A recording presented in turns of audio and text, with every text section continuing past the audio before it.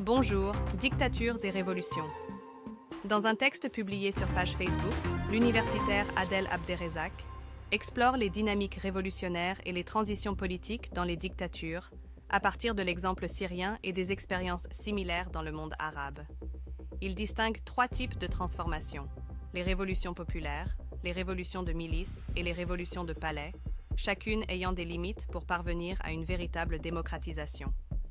Les révolutions populaires, souvent déclenchées par des injustices sociales, renversent des despotes comme en Égypte ou en Tunisie. Cependant, ces transitions sont souvent récupérées par de nouveaux autoritarismes, sans transformer les structures systémiques. Les révolutions de milices, comme en Syrie, libèrent des territoires mais échouent à abolir les mécanismes autoritaires, se laissant influencer par des intérêts étrangers ou religieux. Quant aux révolutions de palais, elles se réduisent à des luttes de clans internes, qui changent peu la nature du régime.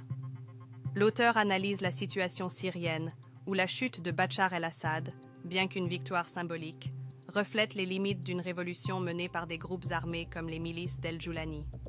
Ces dernières, soutenues par des acteurs étrangers tels que la Turquie, se concentrent sur leurs intérêts propres, exacerbant les divisions religieuses et ethniques.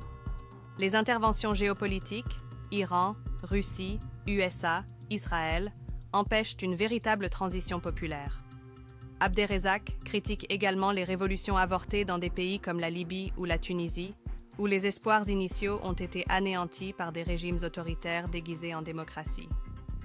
Il souligne que les populismes nationalistes, religieux ou tribaux détournent les révolutions et que les puissances étrangères poussent ces dynamiques vers des régimes normalisés, orientés vers une libéralisation économique et une démocratie de façade. Malgré ce constat sombre, l'auteur garde espoir. Il imagine que la population syrienne, accablée par des conditions de vie inhumaines, pourrait se détourner des influences djihadistes et géopolitiques pour revendiquer une véritable libération démocratique. Il appelle à une réhabilitation des élites intellectuelles et politiques, capables de porter une vision critique et émancipatrice. Adel Abderrezak conclut que, bien que les dictatures ne soient pas une fatalité, leur remplacement par des systèmes véritablement démocratiques exige une politisation des sociétés et une auto-organisation populaire, loin des manipulations extérieures et des divisions internes.